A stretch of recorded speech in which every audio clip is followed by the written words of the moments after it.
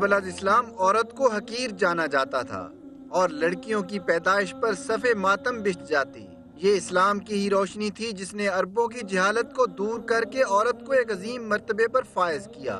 لیکن ہمارے ہاں کچھ ایسے بدبخت جاہل اب بھی موجود ہیں جو خود کو غیرت مند تو کہتے ہیں مگر اپنی عزت یعنی بیٹیوں کو چند پیسوں کے عوض بیچ دیتے ہیں۔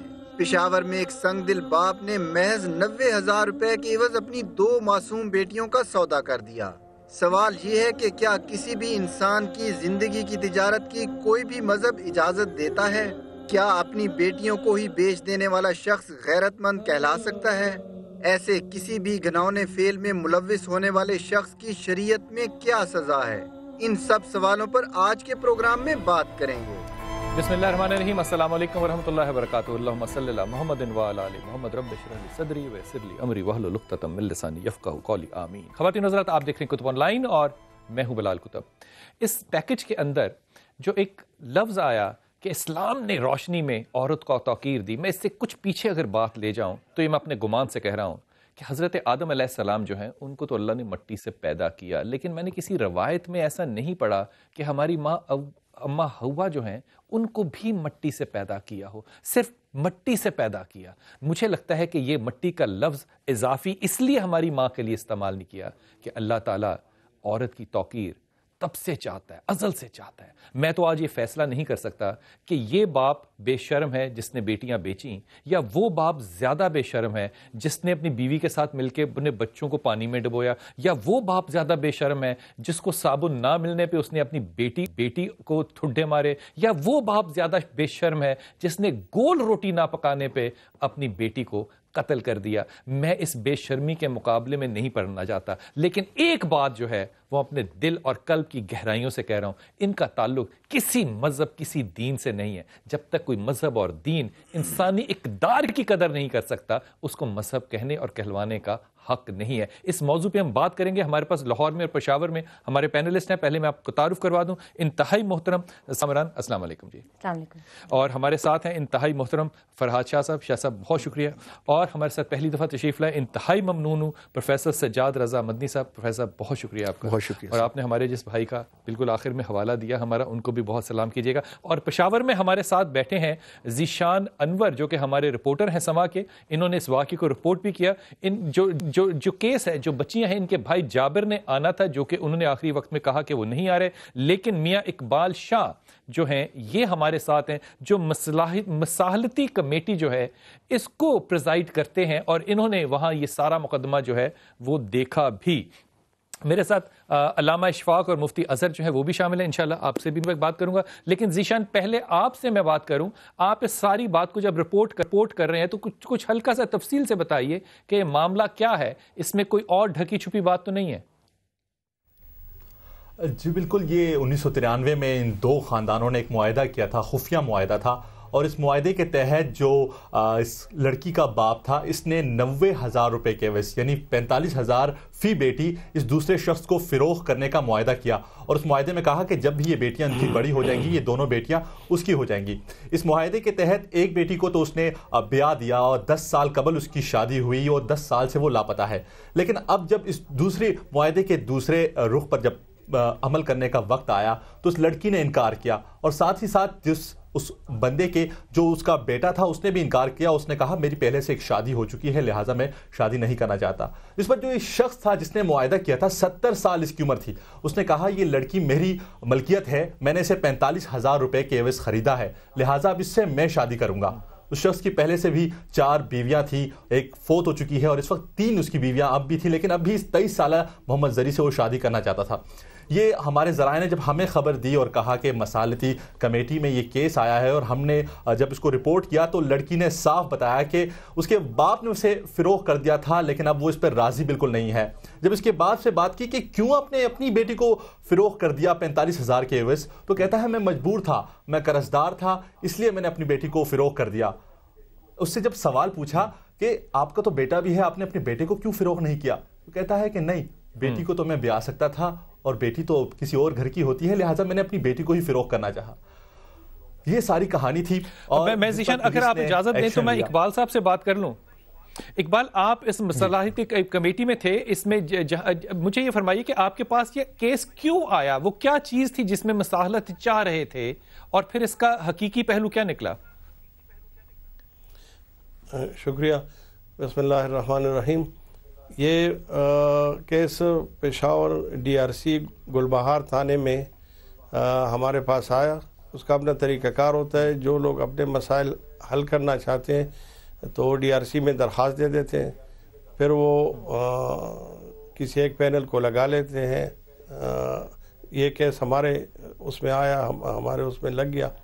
اس کے پھر ہم نے دونوں جو طریقہ کار ہے دونوں پارٹیوں کو بلایا، اور دونوں پارٹیوں سے کیا مراد ہے؟ کی تو دونوں پارٹیاں یہ جو خریدنے والے ہیں اور جو بیچنے والے ہیں، جو باپ ہے لڑکی کا، اور جو جس بندے نے یہ اس کا کلیم ہے کہ یہ میری پراپرٹی ہے، میں نے خریدی ہے، اس کو تو انہوں نے درخواست یہ دی تھی کہ چونکہ ہمارا اس بندے کے ساتھ معاہدہ تو ہوا ہے، اور 90,000 روپے میں نے دونوں بیٹیاں اس کو فروخت کی ہے، لیکن اس نے ہمیں 45,000 روپے دی ہے، اور ایک بیٹی میں نے اس کو بیائی ہے تقریباً 10-11 سال پہلے۔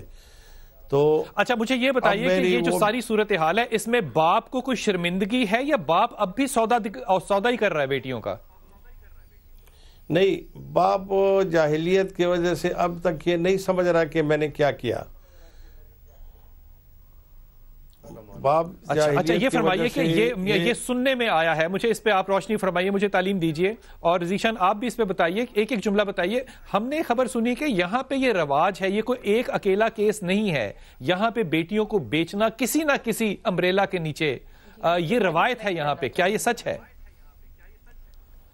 بالکل، اگر اس بات کو دیکھا جائے تو یہ پاڑا چنار اور جو دور دراز کے جو قبائلی علاقے ہیں وہاں پر یہ ایک رواج ہوتا ہے کہ جب بھی لڑکی کی شادی ہوتی ہے تو لڑکے کے گھر والے کچھ پیسے دیتے ہیں تاکہ لڑکی کے لیے کچھ ساز و سامان خریدا جائے۔ لیکن جو یہ کیس ہے اس میں کچھ افغانی ملوث ہیں، اور افغان جو لوگوں کا یہ ہوتا ہے کہ وہ لڑکیاں خرید لیتے ہیں اور ان کو پھر افغانستان لے جاتے ہیں۔ اس کیس میں بھی یہی ہوا ہے، مطلب خریدنے سے مراد ہے نکاح اس میں یا جہیز کا کوئی تصور نہیں ہے، یہ پیسے دے کے ایک مال، جسے بارٹر ٹریڈ کہتے ہیں، پیسے کے بدلے آپ نے مال خریدا، یہ خریدا جا رہا ہے۔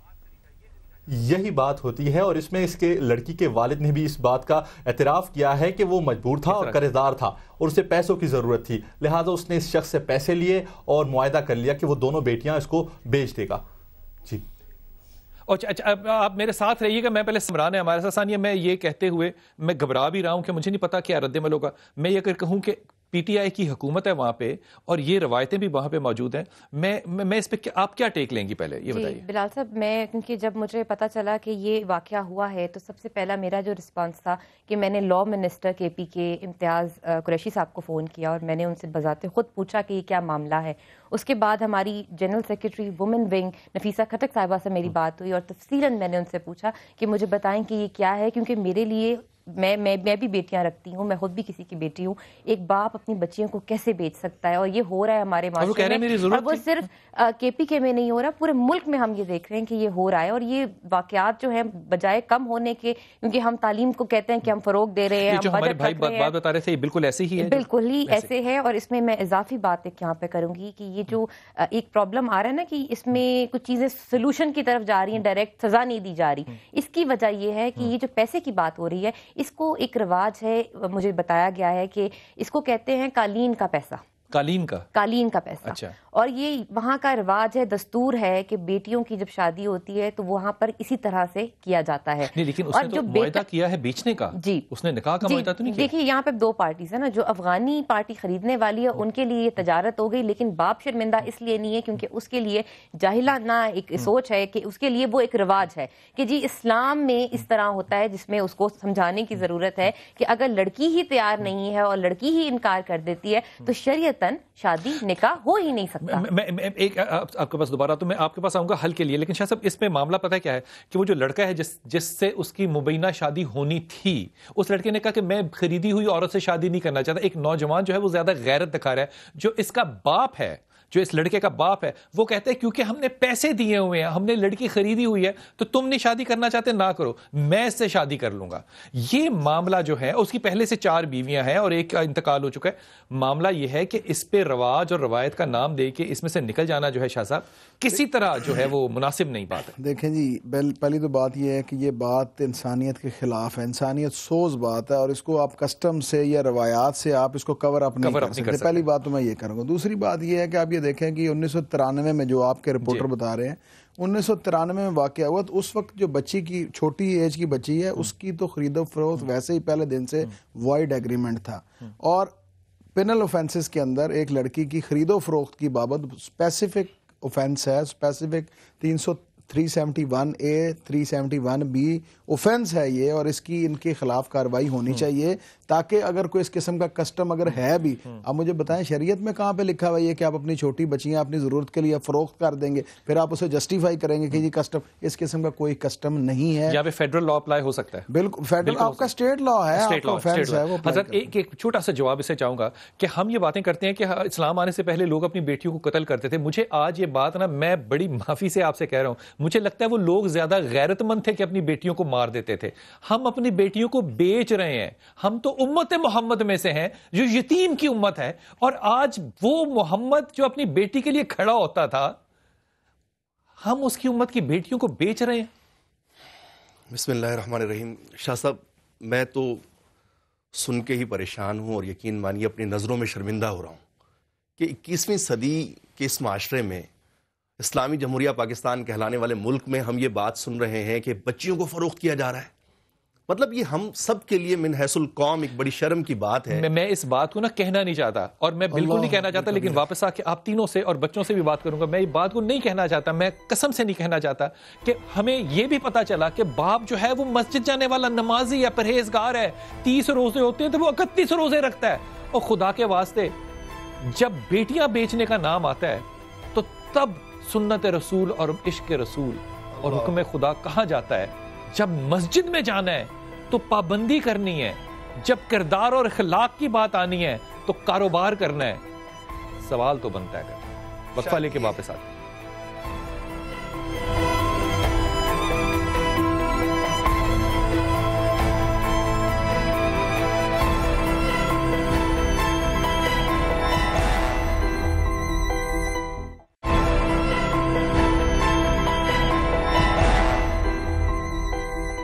بسم اللہ الرحمن الرحیم. خواتین و حضرات, بات جب ہم کرتے ہیں انصاف کی تو مجھے نہیں پتا انصاف کے تقاضے کیا ہونا چاہیے, میرا اس سے کوئی دور دور تک واسطہ نہیں ہے, لیکن میں ان روایتوں کا ماننے اور محبت کرنے والا ہوں. حضرت عمر خطاب جو ہیں وہ منڈیر پہ بیٹھے ہیں اور امام علی کرم اللہ جو ہے ان کے ساتھ بیٹھے ہیں, دونوں باتیں کر رہے ہیں. ایک یہودی آیا سامنے اور اس نے کہا کہ امیر المومنین عمر, مجھے علی سے کوئی مقدمہ ہے, میری بات سنیے. یہ بات کہنی تھی, حضرت عمر خطاب سیدھے ہوئے اور علی کو کہا ابو حسن سامنے کھڑا ہو. جب وہ کہا کہ ابو حسن سامنے کھڑا ہو تو امام علی کے کرم اللہ کے چہرے پہ کچھ تھوڑی سی ایسے تاثرات بدلے جن کو کہ حضرت عمر خطاب نے دیکھا. دونوں کا مقدمہ سنا, فیصلہ ہوا اور وہ علی کے حق میں ہو گیا. علی کا چہرہ پھر ویسا ہی لگا. حضرت عمر خطاب کہتے ہیں علی سے, علی تمہیں برا لگا ہوگا کہ ابھی میں نے تمہیں ساتھ بٹھایا ہوا تھا اور پھر میں نے تمہیں کٹہرے میں کھڑا کر دیا. کہا امیر المومنین, مجھے یہ نہیں برا لگا کہ آپ نے کٹہرے میں, مجھے یہ برا لگا کہ آپ نے اس سائل کے سامنے مجھے عزت دے کے کہا ابو حسن. مجھے کہنا تھا علی سامنے کھڑا ہو, تاکہ اس کو احساس ہوتا کہ انصاف جو ہے وہ دیا جا رہا ہے. جب آپ ماننے والے ان کے ہوں اور کرنے والے بات کرتے ہیں. اقبال صاحب آپ ہمارے ساتھ ہیں. اقبال شاہ صاحب, جی آپ. اقبال صاحب مجھے بتائیے کہ آپ نے جو سارا معاملہ بتایا, یہ کاروبار ہو رہا ہے بیٹیاں بیچنے کا, عورتیں بیچنے کا, یہی ہماری بیٹیاں بھی ہیں, بہنیں بھی ہیں اور ہماری مائیں بھی بنیں گی.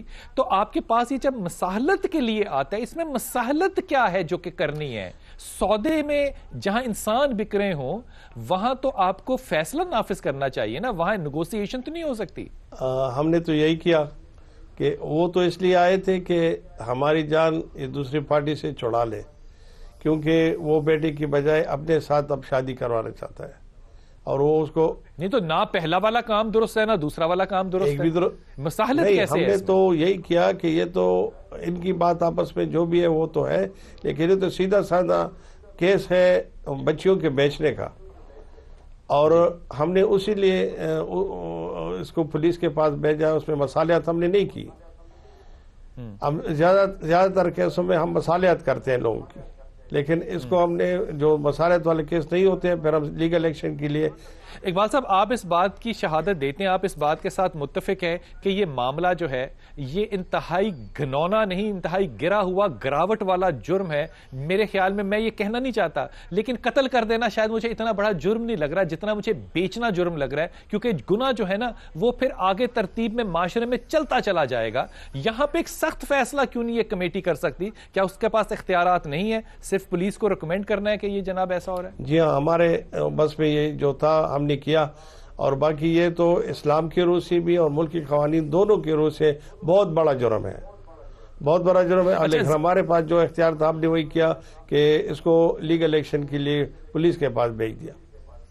ذیشان, آپ مجھے یہ فرمائیے کہ آپ اب وہاں رہتے ہو, آپ رپورٹنگ کرتے ہو, آپ مجھے بتائیے کہ یہ مقدمات آپ نے جیسے فرمایا یہ کوئی بہت انہونے نہیں ہیں, یہ ہونے ہیں اور دیکھے جاتے ہیں. یہاں پہ زیادہ تر مقدمے جہاں پہ کہ عورتیں بک رہی ہیں اور اپنے باپوں یا بھائیوں کے ہاتھوں بک رہی ہیں, زیادہ تر رد عمل کیا آتا ہے صاحب؟ جی, اگر صورتحال دیکھی جائے تو یہ شاذ و نادر ہی ایسا موقع آتا ہے جب کیس رپورٹ ہوتا ہے.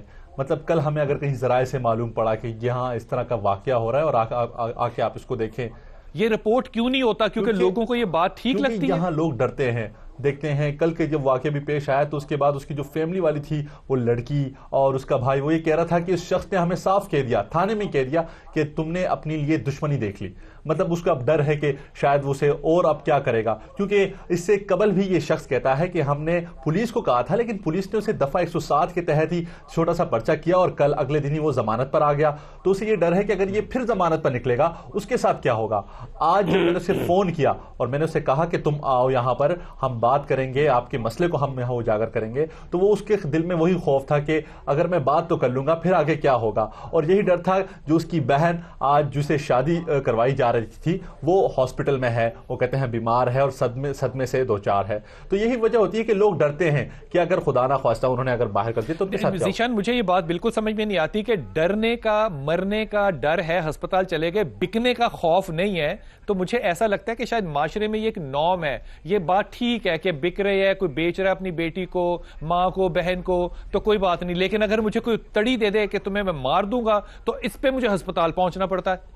یہ کمال غیرت ہے. یہی مسئلہ ہے, کیونکہ یہاں کے جو روایات کی بات اگر کی جاتی ہے, پختون قوم بات اگر پختون قوم پہ آتی ہے تو غیرت کی بات ہی سامنے آتی ہے. کہتے ہیں بہت زیادہ غیرت مند ہوتے ہیں, لیکن ان لوگوں کا جہاں سے تعلق ہے پاڑا چنار کا علاقہ, ان کے بارے میں بھی کافی مشہور ہے کہ بہت زیادہ غیرت مند لوگ ہیں. لیکن انہوں نے یہ ایسا واقعہ ہوا. ساتھ ہی ساتھ اگر دوسرے قبائل کے علاقے دیکھے جائے تو وہاں تو بالکل خواتین کا اپنے حق کے لیے بولنا ناممکن سی بات ہوتی ہے. اس خاتون نے تھوڑا بہت ہمت دکھائی اور اپنے بھائی کے ساتھ, جو اس کے بھائی نے بھی تھوڑی سی ہمت دکھائی اپنے باپ کے فیصلے کے خلاف, وہ یہاں مصالحتی کمیٹی تک پہنچا اور کہا کہ اس طرح ان کا ہوا ہے. لیکن اگر اس میں بھی ان کو اس بات کا پتہ نہیں ہوتا کہ یہ لوگ بھی جرمدار ہیں, انہوں نے بھی جرم کیا ہے یہ معاہدہ کر کے, تو شاید یہ لوگ بھی مصالحتی کمیٹی تک نہ آتے اور ہم اس سے بے خبر ہوتے. لیکن چونکہ یہ کیس سامنے آیا, اس کی رپورٹ ہوا, جو رپورٹ سامنے آتی ہیں اس میں اس کے ساتھ ساتھ جو غگ اور سورا کے کیسز ہوتے ہیں وہ بھی ہوتے رہتے ہیں.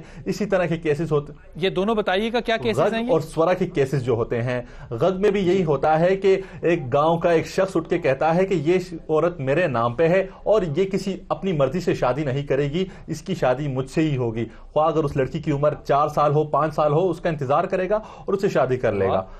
کیوں کرے گا؟ یہ ان کی روایات کا یہ ایک لوگ, انہوں نے چھتری ان کے پاس ہوتی ہے اور اسی کے سائے تلے یہ لوگ اب چھپ کے اپنے اس طرح کے جاہلیت کے اقدامات کرتے ہیں. ذیشان, آپ ہمارے ساتھ رہیے گا, شاہ صاحب آپ بھی ہمارے ساتھ رہیے گا. میں انسانی آپ کی اس طرف توجہ دلواتا ہوں, آپ تک بھی یہ خبر پہنچی, آپ نے اس میں سے کیا انالیسس کیا؟ دیکھیں, سب سے پہلے تو بہت افسوس کی بات ہے کہ انسانیت یہاں تک پہنچ گئی ہے. اور میں ابھی ہم یہی بات کر رہے تھے کہ ماں باپ فیل ہو گئے اپنے بچوں کو پروٹیکشن دینے میں, اور جہالت کی حد ہو گئی ہے. اور یقین مانے, میں نے جب کے پی کے کنفرم کیا اور یہ سارے معاملات کے انالیسس کیے اور سارا کچھ, اس میں سے صرف یہی نکلا کہ ہماری جو بیجا روایات اور کسٹمز اور ٹریڈیشنز ہم نے جو جہالت حالت میں بنا لیے ہم نے. اس میں ثانیہ ہم مثال جو ہیں وہ حدیثوں میں سے نکالتے ہیں, ہم حدیثوں میں سے. دیکھیے میں نے جب ان کو یہ کہا کہ نفیسہ صاحبہ اس پہ ڈائریکٹلی پولیس کیس کیوں نہیں بنا اور ان کو حوالات میں کیوں نہیں, انسان بیچنے کا مقدمہ بنا ہے نا. بالکل اس میں سلیوری آ گئی نا, سلیوری آپ نے بیچ دیا کسی کو, خرید لیا کسی کو. تو اس پہ ڈائریکٹلی انہوں نے کہا کہ جی ہم پہ بھی انہوں نے مطلب کر دیا کہ جی حضور صلی اللہ علیہ وآلہ وسلم نے جب حضرت فاطمہ کا نکاح حضرت علی کے لیے دیا تو حضرت علی سے کچھ رقم لی. تو میرے لیے تو یہ ایک ان نون کی بات ہے, اور آپ اس پہ روشنی ڈالیے گا تو ہمیں. شاہ جی میں صرف یہ سوچ کے پریشان ہو رہا ہوں کہ مریم مختار قوم کی بیٹی جس نے چند دن پہلے قربانی پیش کی ہے, اور ایک اسکول کے بچوں کو بچاتے ہوئے قربانی پیش کی ہے, اس کی نظروں میں اب ہماری کیا عزت باقی رہ گئی ہوگی؟ مادر ملت فاطمہ جناح کی نظروں میں ہمارا کیا مقام رہ گیا ہوگا کہ ان کے صدقے ہمیں آزادی ملی؟ خاتون جنت سیدہ فاطمہ زہرا سلام اللہ علیہا کی نظروں میں کیا ہماری وقت رہ گئی ہوگی؟ اسلام کی اولین معاون و مددگار سیدہ خدیجۃ الکبریٰ سلام اللہ علیہا کو ہم کیا جواب دیں گے؟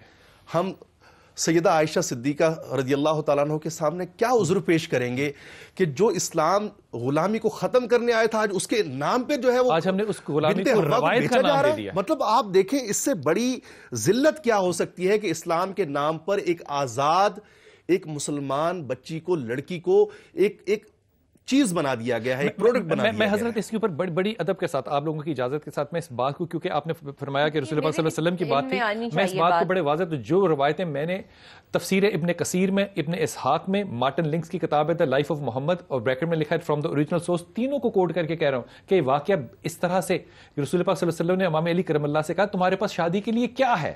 آپ نے فرمایا میرے پاس کچھ نہیں ہے. کہا کچھ تو ہوگا, کہاں ایک تلوار ہے, شیر علی کے پاس تلوار ہے اور ایک ذرہ ہے. اب میں ایمانداری سے کہہ رہا ہوں وہ تلوار اور ذرہ امام علی کرم اللہ کی عزت تھی, بالکل عزت تھی. آپ نے کہا اس کو بیچ کے تو پھر اپنی شادی کا اہتمام کرو.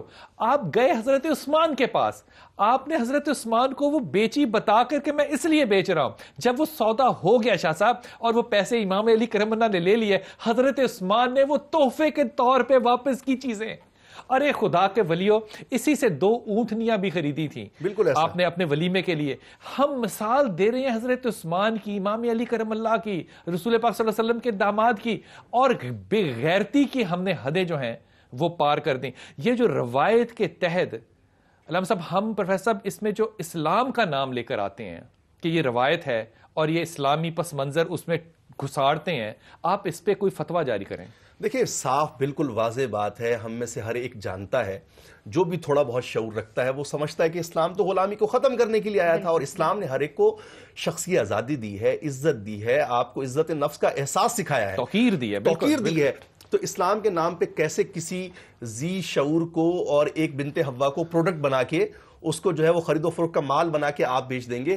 کسی بھی حوالے سے, کسی بھی مکتب فکر میں, کسی اسکول آف تھاٹ میں انسان کو بیچنے کی قطعی اجازت نہیں ہے. اور یہ روایات کے نام پہ, قبائلی روایات کے نام پہ جو کیا جاتا ہے, اسلام نے ساری قبائلی روایات کو جو اسلام کے نظریات سے ٹکراتی ہیں پاؤں کے نیچے روندا ہے, ان کی کوئی حقیقت نہیں. بڑی 2 ٹوک بادشاہ صاحب نے کہا کہ ان کو آپ اسلامی روایتیں نہیں کی, لیکن یہاں پہ جو انسان بیچنے کا کام ہو رہا ہے, اگر یہی کاروبار کے طور پہ آپ لے لیں ایک پورے معاشرے میں اور پھر کہیں کہ ہم غیرت مند معاشرہ ہیں اور حکومت جو ہے وہ اپنی ذمہ داری نہ اٹھائے اور ایکٹ نہ کرے, خود پارٹی نہ بنے, تو حضرت پھر سوال کا جواب کیا ہوگا؟ دیکھیں میں تو ایک بات کروں گا اس کے جواب سے پہلے ایک اور, کہ اگر ایک بچی کی اس کا ولی اس کی چھوٹی ایج میں اگر کہیں پہ رشتہ کر بھی دے تو اسلام میں خیار البلوغ کا رائٹ اسے دیا گیا کہ اگر وہ میجر ہونے کے بعد, بلوغت میں آنے کے بعد وہ اس کے ساتھ نہ رہنا چاہے تو وہ اس شادی سے انکار کر سکتی ہے. ٹھیک ہے, یہ تو ایک علیحدہ اسپیکٹ ہو گیا. اب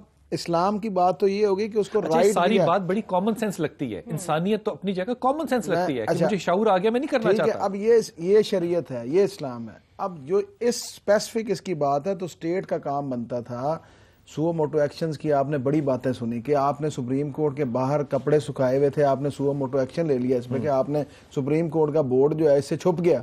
تو جب اس قسم کے واقعات ہو رہے ہیں تو کیوں سپریم کورٹ اور اعلیٰ ججز جو ہیں ان کو ایکشن لینا چاہیے؟ سو موٹو سے مراد ہے سو موٹو ایکشن ٹیک اپ کرنا چاہیے. سے مراد ہے کہ جو ہائی کورٹ کا سپریم کورٹ کا جج ہے چیف جسٹس صاحب کو وہ خود نوٹس لے کہ جناب یہ میں نے اس ملک میں اس ملک کا قاضی ہوں, میں نے یہ بے ایمانی, یہ بے شرمی, یہ بغیرتی عورتیں بیچنے کی ایک باپ کے ہاں یا کہیں بھی دیکھی ہے, میں اس کا نوٹس لے رہا ہوں. نوٹس لینا چاہیے, اور جو اس کبھی فعل میں لوگ رسپانسبل جو شامل ہیں ان کو قرار واقع سزا ملنی چاہیے, قطع نظر اس بات کے کہ غریب آدمی, ایک غریب بچی جو ہے اس کو انصاف نہیں مل رہا. انصاف فراہم کرنا اسٹیٹ کی اولین فریضہ ہے. میں وقفے پہ جاؤں گا چھوٹا سا. مجھے خواتین و حضرات اس ساری کہانی کے اندر جو اچھا اور با حیا شخص لگا وہ شخص ہے جس نے کہا کہ یہ بکی ہوئی, یہ خریدی ہوئی عورت ہے, میں اس سے شادی نہیں کروں گا. اگر مرد کی مردانگی اس کے جینڈر میں نہیں ہے, اس کے کردار میں ہے, اگر اس کے سینے میں ایمان کی حلاوت نہیں ہے, تو پھر انا للہ و انا الیہ راجعون.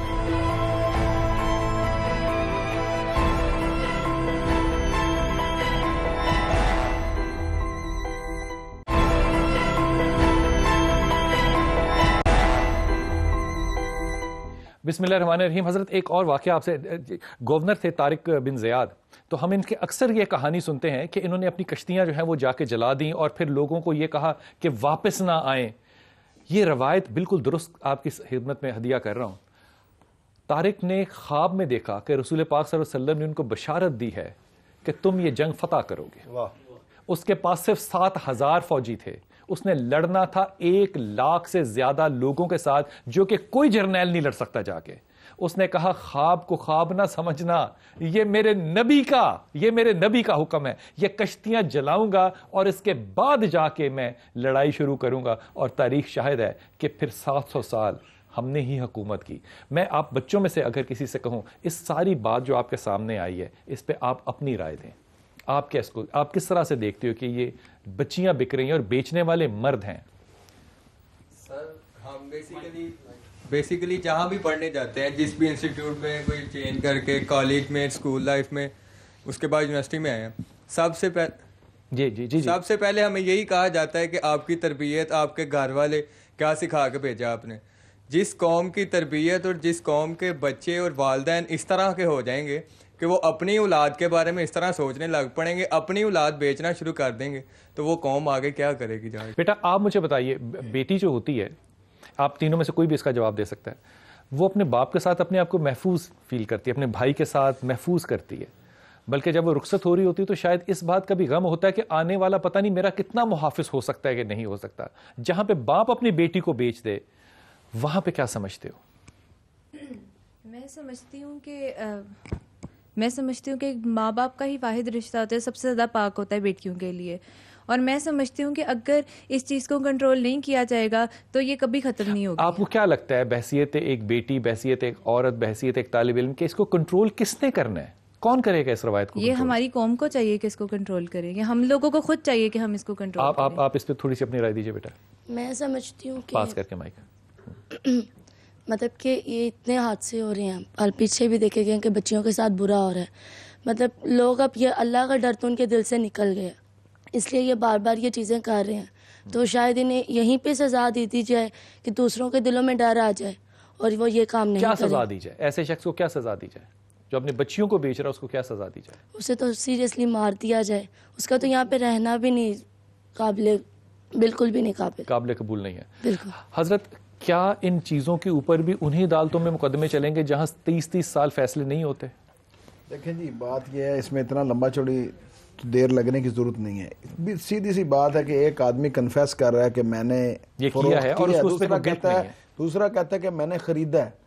تو یہ سیدھی سی بات ہے. اور جو وکٹم وہ بچی ہے جو کہہ رہی ہے کہ میں بکی ہوں اس طرح سے اور میں یہاں جا کے شادی نہیں کر کے رہنا چاہتی, تو اس پہ کیس جو ہے ایویڈنس دنوں میں ختم ہو سکتا ہے کیس. اور میں بلال بھائی ایک بات کروں گا, ہمارا صرف اور صرف قانون کا پرابلم یہ ہے کہ ہماری سزا ہوتی ہوئی کسی کو نظر نہیں آ رہی. ایک طرف خبر چلتی ہے کہ جی بچے کو کانجو نے قتل کر دیا, دوسری طرف خبر آتی ہے کہ کانجو کو آج بری کر دیا. گواہ جو ہیں وہ کہتے ہیں کہ جناب ہمیں غلط فہمی ہو گئی تھی اور ہمارا ملزم نہیں تھا. جب تک آپ سزا ہوتی ہوئی نظر نہیں آئے گی. نہ صرف انصاف ہوتا ہوا نظر آئے. دیکھیں قانون یہ ہے کہ انصاف کرنا نہیں بلکہ انصاف کرتے ہوئے نظر بھی آنا چاہیے. امپلیمنٹیشن نظر آنی جب تک آپ پنشمنٹ کو امپلیمنٹ نہیں کریں گے. لیکن دیکھیے اس پہ قانون کی امپلیمنٹیشن کا مجھے کوئی تعلق سمجھائیے. اگر ایک باپ نہا رہا ہے اور صابن نہیں ملا تو اس میں قانون کہاں امپلیمنٹ ہوگا؟ اس کا کردار کیا ہے کہ وہ وہاں پہ روٹی گول نہیں بن رہی تو اس پہ قانون کہاں سے امپلیمنٹ ہوگا؟ اگر بیوی سے جھگڑا ہوا ہے تو بیوی نے اپنے بچے مار دیے ہیں. اگر بیوی سے جھگڑا ہوا ہے تو اس نے جا کے بچوں کو گرا دیا چھت سے. اس کا قانون امپلیمنٹیشن سے کیا سے تعلق ہوگا؟ میں آپ کو ایک عرض کرتا ہوں, وہ بچے جب ماں نے مارے تھے اور چچا بن گیا تھا مدعی, آپ کو یاد ہوگا میں نے آپ سے کہا تھا کہ یہ 2 مہینے کیس نہیں چلنا, اور یہی لوگ جا کے کہیں گے کہ ہم نے جناب کچھ نہیں دیکھا اور ہم ان کو سزا نہیں دلوا. دیکھیں اسٹیٹ کی رسپانسبلٹی, یہ کرائم اگینسٹ اسٹیٹ بھی ہے, اور ایک پینک کریٹ ہوتا ہے. آپ کو پینک نہیں ہوا یہ خبر سن کے, مجھے یہ پینک نہیں ہوا خبر سن کے.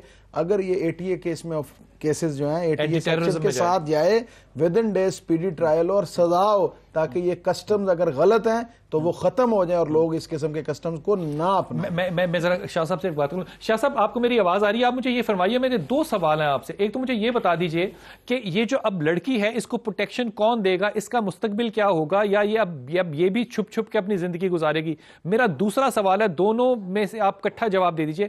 یہاں ہم بات کرتے ہیں غیرت کی, شرم کی, حیا کی اور سنت رسول صلی اللہ علیہ وسلم کی, وہاں ہم عورتیں بیچنے کو بھی نارمل سمجھتے ہیں, اپنی روایت بتاتے ہیں. آپ اس بات کو کیسے جسٹیفائی کر سکتے ہیں ایک پٹھان معاشرے میں, ایک قبائلی معاشرے میں؟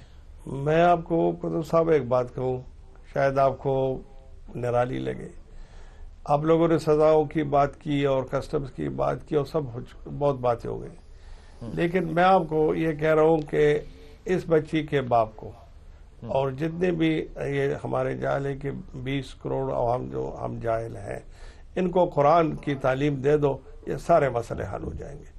یہ دوری ہے قرآن سے, یہ دوری ہے قرآن سے. وہاں تو قرآن بڑا پڑھا جاتا ہے, وہاں تو نمازیں بالکل جماعت میں ہوتی ہیں. نہیں کوئی, وہاں تو تبلیغ ہوتی ہے, ممبر اتنا تگڑا ہے کہ سارا ملک جو ہے وہ عید منا رہا ہوتا ہے, وہ نہیں منا رہے ہوتے. یہ تو آپ اس وقت دیکھیں, اگر میں آپ کو یہ کہوں کہ آج اگر عمر بن خطاب یا حضرت علی رضی اللہ عنہ یا صحابہ میں سے کوئی بھی اگر زندہ ہو جائے اور ہمیں دیکھ رہے ہمارے معاشرے کو, تو وہ کہیں گے کہ یہ کوئی ہم کسی غیر مذہب نہیں. تو یہاں پہ مسجد قاسم کو کھڑا کیوں نہیں ہونا چاہیے؟ چاند دیکھ کے تو وہ کھڑی ہو جاتی ہے, سارے علماء اکٹھے ہو جاتے ہیں. یہاں پہ کیوں نہیں, ایک بیٹی کے لیے یہ سارے علماء کیوں نہیں کھڑے ہوتے؟ نہیں, کسی کے لیے کوئی کسی نے کھڑا نہیں ہونا. کیونکہ نہیں ہونا, کسی نے بھی قرآن پہ جب تک عمل نہیں ہوگا, اگر عالموں کا نہیں ہوگا تو بھی یہ حال ہے, حاکموں کا نہیں ہوگا تو یہ حال ہے, اگر تاجروں کا نہیں ہوگا, کسی کا اگر اس پورے ملک کا نہیں ہوگا تو تباہی کے لیے ہم تباہی تو ہے. ایک بادشاہ صاحب, اس بچی کا مستقبل کیا ہوگا؟ یہ تو اللہ جانے. ہم نے تو ان کو اس کو آزاد کیا ہے اس سے کہ آپ جہاں بھی شادی کرنا چاہیں آپ کر. اس بچی کی عمر کتنی ہے؟ کوئی میرے خیال میں 25 کے لگ بھگ ہوگی. 25 سال کی عمر کی بچی کو, جس کا بھائی جو ہے وہ ابھی اب چھپتا پھر رہا ہے, بچی بھی چھپتی پھر رہی ہے, اس کو صرف ہم نے اللہ کے ہی حوالے کرنا ہے نہیں, یا ہم کچھ اور بھی کر سکتے ہیں؟ ایک دو جگہ اس میں آپ کو صحیح معلومات شاید نہیں ملی ہے. وہ چھپتے اس لیے پھر رہے ہیں کہ ان کے یہ وہم و گمان بھی نہیں تھا کہ ہم نے کوئی ایسی غلطی کی ہے جس کی ہمیں سزا ملے گی. وہ تو اپنے خلاصی کے لیے آئے تھے کہ ہمیں اس بندے سے ہماری جان چھوٹ جائے. ادھر معاملہ دوسرا ہو گیا. اور دوسری آپ نے ایک بات کی اس لڑکے کی کہ جس نے انکار کیا ہے شادی سے, اس نے جی کوئی انکار نہیں کیا ہے. اس نے دوسری لڑکی سے اس سے پہلے سے بغیر باپ کے اور اس کے اجازت کے کہیں اور شادی کی ہے. اب وہ بھی کہیں غائب ہے, نہیں ہے. چلیں جی, انا للہ و انا الیہ راجعون. ذیشان انور, میں آپ کو انتہائی شاباش دیتا ہوں کہ آپ یہ مقدمہ سامنے لے کر آئے. میں یہ نہیں آپ سے کہہ سکتا کہ آپ ایسے مقدمے اور لائیں, خدا کرے آپ کو زندگی بھر ایسا کوئی مقدمہ ملے ہی نہ, ڈھونڈنے سے نہ ملے. لیکن اگر ایسی بات ہوتی ہے اور وہ سامنے آتی ہے تو یقین کیجئے یہ بھی ایک اجر کا حصہ ہے تاکہ لوگوں کو تعلیم ہو. وقت ختم ہو گیا, ایک جملہ آخری فرمائیے آپ اس پہ. میں بس شاہ صاحب یہ کہنا چاہوں گا کہ معاملہ صرف اس بچی کے خرید و فروخت تک نہیں ہے. یہ مجموعی طور پر ہمارے معاشرے میں خواتین کو استحصال کا نشانہ بنایا جاتا ہے, شعور بیدار کرنے کیا جاتا ہے ہر سطح پر, مذہبی سطح پر, سیاسی سطح پر, سماجی سطح پر, تبھی کوئی مستقل حل نکل سکے گا. حضرت, یہ جملہ حضرت سے آ رہا ہے تو یہ بات بڑی حوصلہ افزا ہے کہ خاتون جو ہے اس کا اپنا مقام جو ہے وہ ملنا چاہیے. قانون بھی نہیں دے رہا, قانون بالکل دے رہا ہے. جو قانون کے ادارے ہیں ان کو صحیح معنی میں اپنا جب تک وہ رسپانسبلٹی ادا نہیں کریں گے, قانون کا اس میں کوئی قصور نہیں ہے. اداروں میں بیٹھے ہوئے لوگ اپنا کوئی نہیں ہے, لیکن سو موٹو لینے کے لیے آپ کے پاس ایک شراب کی بوتل والی عورت ایئرپورٹ سے پکڑی جاتی ہے تو آپ لے لیتے ہیں, لیکن جب آپ کی بیٹیاں بازاروں میں بک رہی ہوتی ہیں تو تب آپ نہیں لیتے. آپ کو بھی انتہائی سلوٹ ہے. آخری جملہ آپ کا. جی بلال صاحب, امپلیمنٹیشن بہت ضروری ہے, اور امپلیمنٹیشن تبھی ہوگی جب آپ کے ادارے مضبوط ہوں گے. قانون بنانا, قانون سازی کرنا بہت آسان ہے, اس کو ڈیلیور کرنا بہت مشکل ہے. اور نفسیاتی اور جو ہماری بدحالی ہے, معاشی بدحالی ہے, یہ جتنے بھی معاملات ہو رہے ہیں نا, یہ صرف معاشی بدحالی کی وجہ سے ہو رہے ہیں. تو یہ چائلڈ پروٹیکشن کے لیے بہت کچھ ہونا چاہیے, اور میں سمجھتی ہوں کہ خواتین کے رائٹس اور بچیوں کے رائٹس الگ الگ سمجھ کے ان کو ہینڈل کرنا میں چاہیے. انتہائی ممنون آپ لوگوں کا بچوں, بہت شکریہ. خواتین حضرات, میں اس معاملے کو صرف یہاں چھوڑتا ہوں کہ جس معاشرے میں نماز قائم ہو رہی ہو, اذانوں کی آوازیں سن رہے ہیں آپ ہوں, اور اس معاشرے میں دیندار لوگ بیٹیوں کے بکنے کی خبر آنے کے باوجود صرف اپنی مسجدوں تک محروم رہ جائیں, وہاں پہ تبدیلی نہیں آ سکتی. تبدیلی تب آئے گی جب آپ اپنے ممبر سے اتریں گے, ہاتھ میں تلوار پکڑیں گے, اور عمر خطاب کی آنکھوں میں آنکھیں ڈال کے کہیں گے کہ اگر تمہیں ہم نے ٹیڑھا ہوتے ہوئے دیکھا تو میں تمہاری گردن اس تلوار سے اتار دوں گا. اور پھر عمر کہیں گے کہ اللہ تیرا شکر ہے کہ میری امت میں, میرے لوگوں میں وہ لوگ شامل ہیں جو عمر کو ٹیڑھا ہونے سے روکیں گے. اپنی دعا میں یاد رکھیے گا. اللہ آپ کو آسانیاں دے اور آسانیاں بانٹنے کی توفیق عطا فرمائے.